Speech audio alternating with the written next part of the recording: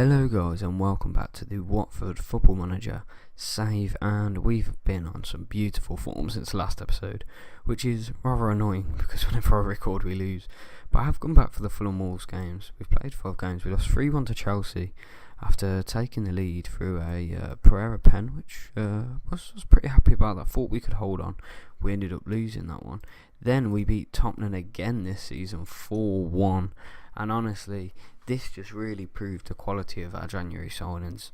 I'd give our January transfer window a solid 8 out of 10. Here you see Gregor with another goal for us, putting the ball in the back of the nets. Bardi then with a ball in. Decore slamming it home, and I was ecstatic at this point, couldn't believe it. Then Berardi? Yeah, we'll call him Berardi, with 2 phenomenal free kicks, and that sent us 4-0 up against Tottenham, who are currently sat ridiculously low in the Premier League. We then beat Southampton 1-0 with a Gerard Deulofeu goal. It was just your simple sort of right winger finish, really, into the far left corner of the goal, and yeah, it was one of them. Pretty happy with it, and a 1-0 win against the Saints away from home kept our win streak going. We then drew in a really boring game against Bournemouth, the only highlight being Bardi's yellow card, but there's nothing we can do about that. And then we beat Palace 2-1 away from home, which was good, but I was very concerned that Palace were going to mount a late comeback after we took the lead, which was through Deulofeu again into that far left corner.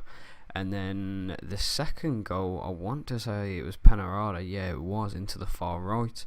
And in the last minute of the game, Palace got one back through Wan-Bissaka with a thunderous strike across the pitch into the far corner. But that is 3 wins out of 5, and I'm pretty happy. And we're going to go into this Fulham game and the Wolves games today. So if we go and take a look at the league table, some interesting things are happening really. City, Liverpool, Chelsea, United all in the top 4, sort of as you'd expect for a Football Manager save really. But we've still got Leicester up there in 6th, which I find very peculiar. Southampton and us sitting in 7th and 8th. And then if you look to the relegation, Brighton, Burnley, okay, that's understandable. But Tottenham are sat here in 14th, having an absolute crap time in the league, which is great for me because, you know, I hate Tottenham. So, yeah, but it's phenomenal. They're playing absolutely awfully. They're in the Europa Cup as well, having been knocked out of the Champions League in what I believe was quite an easy group. They had Bayern, Victor Plzen and Olympiacos Lyon. And they've lost to us twice this season.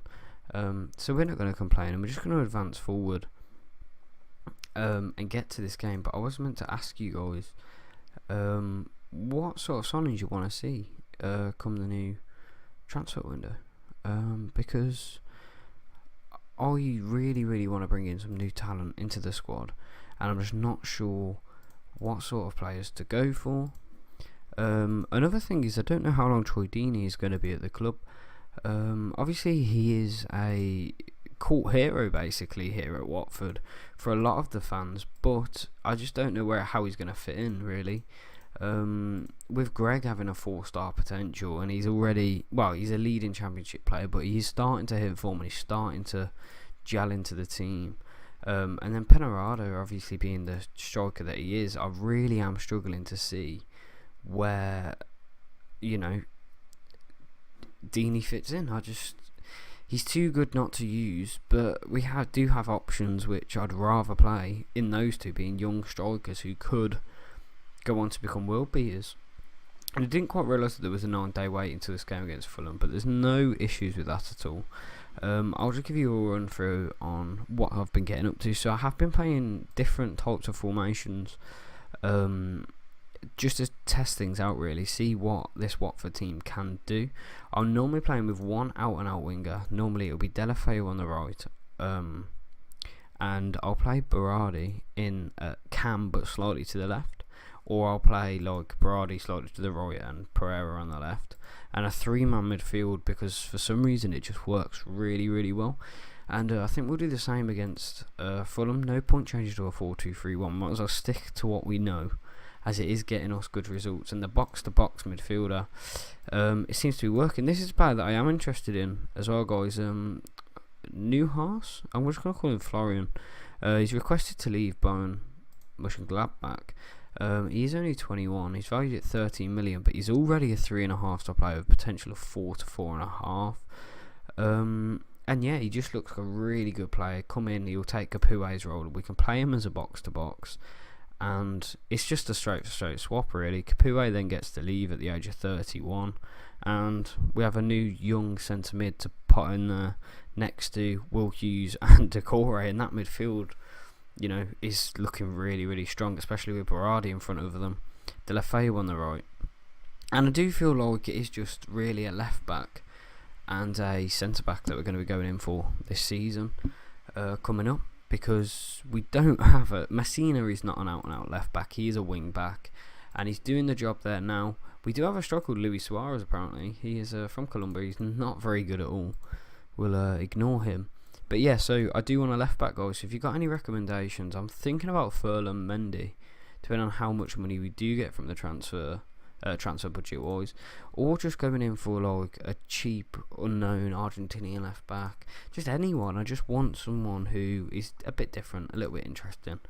And obviously Holibas will be leaving at the end of the season. I have decided there is no way that I'm keeping him here at the club.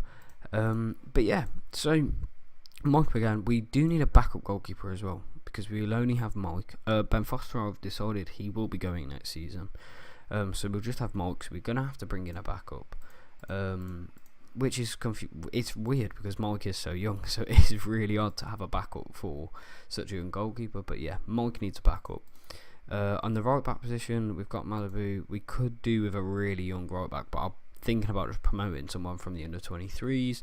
Centre back wise, Cathcart and Mayer I'm happy with. If we did get a bid in from Leicester for Cabaselli of 18 million. And I have decided if we get that sort of money coming again, I am simply just going to let him go, because I'm really adamant that I can bring in a centre back who's just as good, if not better, for the same price, probably cheaper than Cabaselli, because I really don't think he's as good as the game says he is. He has made a lot of mistakes this season, and Cathcart and Mayer are just keeping him out of the team, and it does appear that my signings this season have really paid off, apart from Greg, which is the one frustrating thing. I really thought he'd hit the ground running in the Premier League, but he hasn't quite. So we are going to go and jump into this Fulham game now at home, and I'm thinking this should be a really, really easy 3 points. And the Wolves game, they're in 10th, we're in 8th. We've been taking each other over all season, the 2 W's of the Premier League, and that will be massive. So, looking at the team, we're going to swap you out for Berardi, and we'll put Berardi in at Cam there. This is the sort of playstyle that we're going with. We'll play Gregor up front as an advanced forward, Pereira on the left, and I'm actually, because the next game is such a big game, I'm going to play Chalaba and Capuet in the same mix up here, and then I'm going to bring I'm going to leave Cathcart actually for the next game, and Holibas could come in, but he has just got an injury, so we're not going to bother changing anyone else, and that is the lineup that we are going to go with. And we're going to play on positive, same short passing play style, and I'm thinking that we should get an easy 3 points here against what is, well, a poor Fulham team really. We'll go passionately, and we'll tell the fans I expect nothing but a win. No one's replied. We'll tell them that we've got faith in them all and to get out there and make a difference, and that has done a little bit. And we're underway in our black and yellow strip at home, sitting in 8th. A win here will take us level on points to Southampton, which is crazy to think that we're this high in the table. Bardi, and this is what I mean, he is ridiculous. That's 3 set pieces in, 4 or 5 games that he's played. It's absolutely ridiculous how clinical he is. 19 free kick taking, and you know that we've always got a chance with him when he's on the pitch to get a goal. Fulham hit heavy pressure, and Mitrovic has just squeezed one through though, which is not good. But they do say you're most vulnerable when you've just scored, and you know Fulham have just proved that against us, dropping us straight back down to earth. I'm going to shout at the boys. I'm going to tell them to get creative. This isn't good enough, and hopefully we can create some more chances. But yeah, Ennis Bardi, free kicks galore. He got 2 against Tottenham. Oh, that's not good. Mabu has picked up an injury, which means that we might be having to play a centre back out of position for the next game against Wolves. Never a good sign, really. But we have got the ball here with Messina into Pereira, and it's just wide of the post. And it does feel like as soon as the camera comes on, we can't finish our dinner, and that is really, really frustrating. Because at the end of the day, we're not necessarily playing bad football, but we just can't seem to score. And I deliberately didn't record the Tottenham game because I was like, there's no point, we're going to get battered. And then we put 4 goals past them. We've just told the boys it is simply not good enough, and I'm expecting a result here against what is a poor, very, very poor Fulham side. Hoping that this will give a really good reaction and we can get a goal now. Ball in is Capoue into Decore. He's took a pop, and what a finish to the far left corner. Keeper didn't know anything about it. It flew past him like a bullet. And that's a really, really, really good start to the second half. I'm going to start to get even more creative. I want to score more goals. We're going to take Greg off, and we're going to bring on Penarado, who does really well off the bench. And I'm debating, I'll bring Cleverley on just for some minutes, take off Capoue, just to shore up that midfield. And I'm thinking that we should be fine now. We should be home and dry. But every time I say that, we tend to mess up. So I'm going to drop it down to balance. Bardi with the ball in. George Mayer, Pereira, Chalaba. And it's a quality save there by the Fulham goalkeeper. He'll believe, it's Serge Rico. Bardi with another ball in. And it's George Mayer just over the bar. Who also got nominated for Young Player of the Month last month, which I thought was phenomenal. Just goes to show how good he has been. And Craney off the post for Fulham. That was a scare. I don't know whether to shout at the boys and tell them to tighten up or not. But we do need to do something here because Fulham have created a few chances. We'll tell them to show some bloody passion, and they're all fired up by that. And that should be 3 points rounded up here. And it is at Vicarage Road. Watford 2-1 victors after a Bardi free kick and a Doucouré thunderbolt. We'll tell the boys that was absolutely brilliant, and we'll set them to rest for this game. And it does say, as you can see here, we're in complete domination of that. And Watford contain our unbeaten record of 5 games in a row without defeat, including that smashing of Tottenham of 4-0. We're going to rest the entire team here because we do play Wolves in simply 2 days. So, problem with Watford. And if you guys play Football Manager, something that you will find if you're in charge of a smaller club is quite simply they just don't have the players. You'll have a really good starting 11, and outside of the starting 11 you've got nothing. And I think that really is a reoccurring theme. I think it's frustrating, but it just is how it is. But there's no worries. We'll kick on from here now and get into the next game against Wolves. And I'm really thinking that we can take all 3 points here and put ourselves in a perfect position to go into what is the top 7 if Southampton slip up. Southampton have been, phenomenal this season, just like we have. And I think I deserve the contract extension that I got. I believe it's in 2023 as well. So the Watford board are putting all of their faith in me. And so the winners of the Carabao Cup is Liverpool. And they've won that. Runners up Manchester United, which is surprising because United normally do phenomenally in this Football Manager. But I think this has been quite an unusual save for myself, especially with Tottenham doing so poorly. Things like that, I do find it a little bit odd. And we're going to go into this Wolves game now. And I'm thinking 3 points on the board here. Honestly, I'm going to go with what I would class as quite an attacking approach. I just want to get goals in the back of the net. And there's Ennis Bardi. He's currently on 3 goals in 6 games, playing a 7.30 with his 19 free kicks. Absolutely loving life. He has got 1 negative. Let's see what that is. Has no strong feelings about the squad support for the manager, which remains at a good level. So we're going to have to win him over, which is obviously understandable because he's just come over from Spain. We've got Sean Longstaff. I was just going to get rid of all these, and I am my own scout, guys, so you haven't got to worry about that. And as you can see by the team, it is paying off. Cathcart can come back in as a central defender. Mabu can't play, which means Marco Navarro hasn't played much this season at all. If we have a look at his history, he's played 10 games with a 6.82. He's going to come back into the mixer for this. We're going to play Cleverley and Hughes with Doucouré. I just can't drop Doucouré. He's playing phenomenally.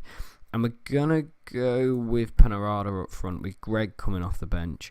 Delafeu's still got a knock for 4 days, and Mabu, unfortunately, mate, you're not going to play. Mike McGann has also dropped to a 3-star. Just going to let you guys know that he's still a good player for most Premier Division sides, and he has averaged just below a 7 this season, which is really good. But let's jump in and hopefully we can get a really good result here. Wolves have gone with a really defensive 4-2-3-1. That's 2 CDMs and 3 attackers. I didn't expect that. I'm going to passionately tell the boys, the media are giving you so much credit. Let's go put on a worthy display. And the boys are walking out, and it will be the Wolves in white to kick off. And let's go have it, boys. Let's go have it. I can't see us not getting a win, really, especially at home. I think we really struggled at home at the start of the season, but we've really kicked on lately. And we're 15 minutes in with no action, so I'm going to tell the boys to get creative. But I'm pretty sure with those 2 CDMs that Wolves are playing, they're just going to sit and just soak up as much pressure as possible. 30 minutes in, still nothing. Bardi with the free kick, and it's off the crossbar. Cathcart in, and Penarada just can't seem to get his feet sorted to slide the ball into an empty an empty goal. And that's it. Cleverly now with an indirect, and it's swiveled to the back post. Bardi picking it up. Hughes, Berardi, who has been a vocal point in the games ever since he's signed, which is really good to see your signings paying off.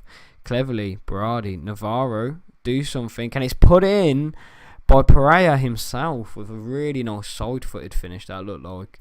And Navarro, who hasn't played for a while, I won't lie, ever since Mabu come in, he has not had a chance at that first team, with a phenomenal ball into the box, and there you go, 1-0 to the Watford. And we'll keep on going. I'm going to assertively say to the boys, do not get complacent. We cannot afford to throw away this lead. And I'm even going to take Hughes off, because 45 minutes with a yellow card is not something we're into. And we'll go from there. Navarro again down this right side into Berardi. And he's hit that hard and true. And Rui Patricio has done absolutely phenomenally to turn that behind the post. 60 minutes in now, we're looking good. Penarada's motivated, something that we love to see. And again, look, someone's picked up a yellow. Moutinho in, and it's cleared away by the boys really, really efficiently. Cleverly with a set piece. It's in. Joe Mayer, and it's off the post. And Watford have somehow scrambled it away. I'm just going to bring Cleverly off. There's no point risking the booking. And we'll swap the players around like that. And that is one of the only advantages we have of having 6 midfielders. And that's not even including Quina. We are going to bring Quina on. He has been lacking of minutes lately, because Berardi's come in and done such a good job. But that doesn't mean I don't have faith in the man. And it does look like we're going to get over the line. Chalaba with a free kick. Penarada again can't seem to get the ball out from in between his feet. We're going to shout at the boys and tell them to get creative. And Chalaba into Pereira. Decore over the top. Penarada, please, back of the net. And Rui Patricio with another fantastic save. And if that man doesn't get man of the match, I will be surprised. Big ball to the back post. It's headed out. And Quina with the ball. And it's going to fizzle out to nothing. Well, as you can see by the formation, Wolves are now playing a 3 at the back. With 4 in midfield and 3 out-and-out strikers. And that is all she's going to write, I think. No more chances, surely. Capoue brought down, and that is going to be it. A 1-0 win against Wolves at home. And we're going to tell the boys passionately, a very nice victory. Let's keep moving. And that sits us 8th in the league with 13 wins, 6 draws and 9 losses. And the 9 losses have been against very good opposition.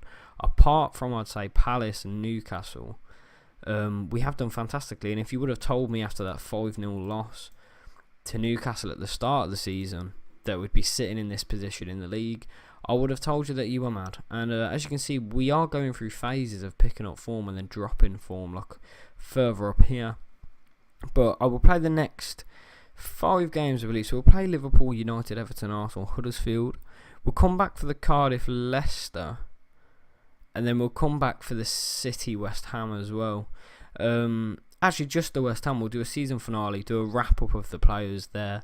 So there'll be 2 more episodes of this season. Cardiff, Leicester, and then West Ham on their own. And that will wrap up the first year of the series.